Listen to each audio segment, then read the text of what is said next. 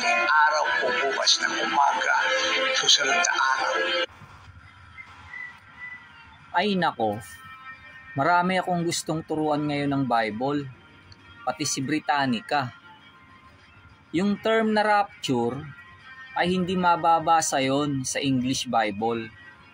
Malamang kinuha nila yon sa Bibliang Latin na raptum. Okay, payag na rin akong gamitin nila yung term na yon. Pero yung second coming, mali na sa Bible yun eh. Kasi ilang beses nang akyat baba si Kristo dito sa lupa eh. Noon niyang tinawag si Pablo eh. Di ba nagpakita sa kanya si Jesus sa daan? So, nag-comeback siya noon. Kaya nga siya apostol dahil nakita niya si Jesus eh. Hindi naman siya kagaya ng mga iba dyan na apostol daw sila. Pero hindi naman nila nakita si Jesus. Assuming lang, bula ang propeta at apostol. Kaya paanong second coming pa lang?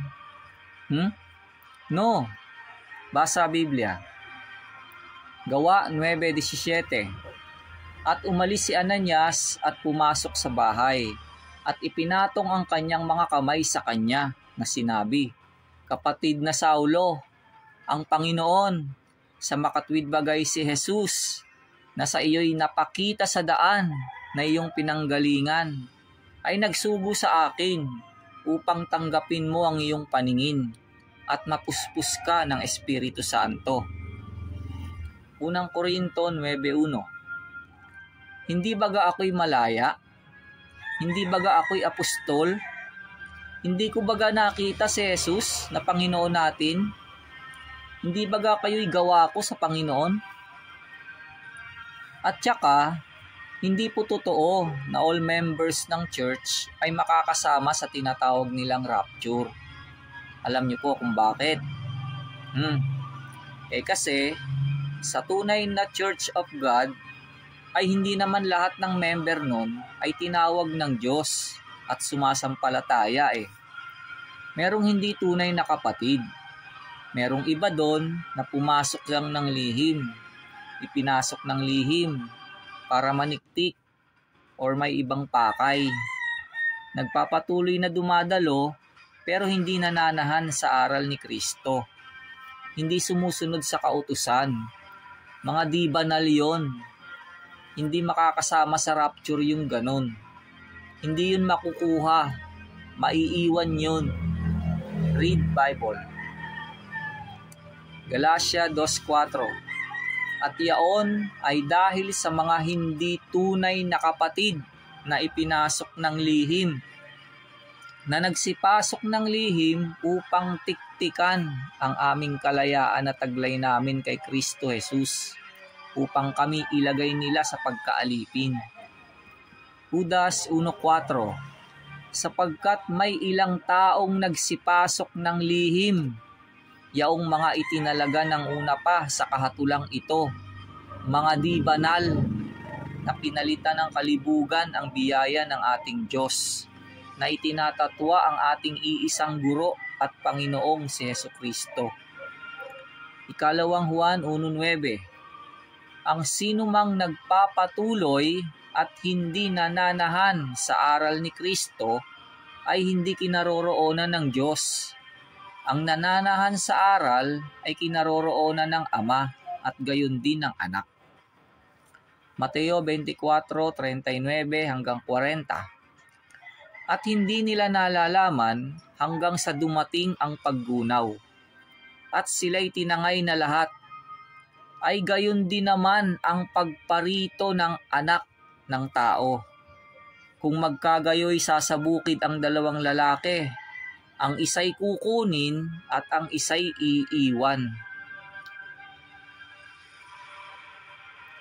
At saka, hindi po totoo yung ipinangangaral ng mga bulaang propeta at apostol na magaganap na raw ang rapture o darating na raw si Jesus anumang oras.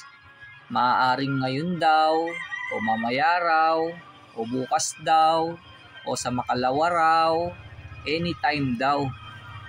No, hindi pa. Napakarami pang mga hula o propesiya sa Biblia na hindi pa natutupad eh. Hindi pa nga lumilitaw yung hayop na 666 eh. Hindi pa naglalagay ng tanda yung hayop.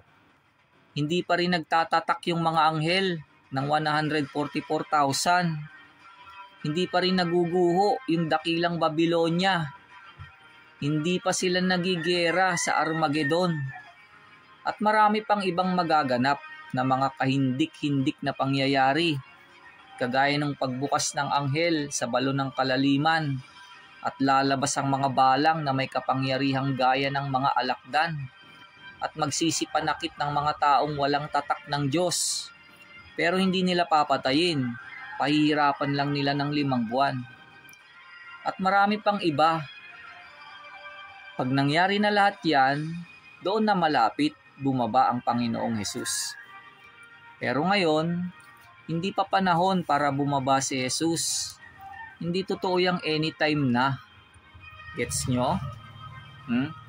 Huwag na kayong paloko dyan sa mga bulaang propeta nyo. Layasan nyo yan kung gusto nyong makasama kayo sa rapture. Mag-aral kayo ng doktrina ni Jesus sa Iglesia ng Diyos, MCGI Church of God. Weekdays, 7 p.m.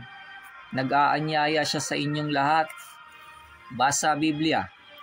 Ang Biblia 2001, 2 Tesalonica 2:3. Huwag kayong padaya kanino man sa anumang paraan, sapagkat ito'y hindi darating, malibang maunang maganap ang pagtalikod at mahayag ang taong makasalanan, ang anak ng kapahamakan. Apokalipsis 4:1. Pagkatapos ng mga bagay na ito, ay tumingin ako at narito ang isang pintong bukas sa langit, at ang unang tinig na aking narinig ay gaya ng sapakakak na nakikipag-usap sa akin, at sa isang nagsasabi, umakyat ka rito at ipakikita ko sa iyo ang mga bagay na dapat mangyari sa haharapin. Apokalipsis 22:6-7. At sinabi niya sa akin, ang mga salitang ito'y tapat at tunay. At ang Panginoon, ang Diyos ng mga espiritu ng mga propeta, ay nagsugo ng kanyang anghel upang ipakita sa kanyang mga alipin ang mga bagay na kinakailangang mangyari madali. At narito, ako'y madaling pumaparito. Mapalad ang tumutupad ng mga salita ng hula ng aklat na ito.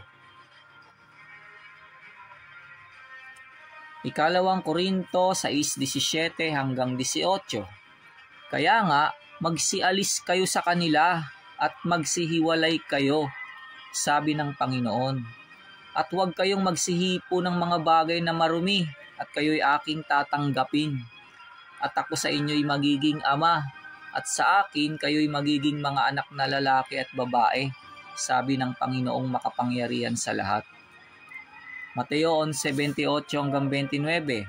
Magsiparito sa akin, kayong lahat na nangapapagal at nangabibigat ang lubha, at kayo'y aking papagpapahingahin. Pasanin ninyo ang aking pamatok, at mag-aral kayo sa akin, sapagkat ako'y maamo at mapagpakumbabang puso, at masusumpungan ninyo ang kapahingahan ng inyong mga kaluluwa.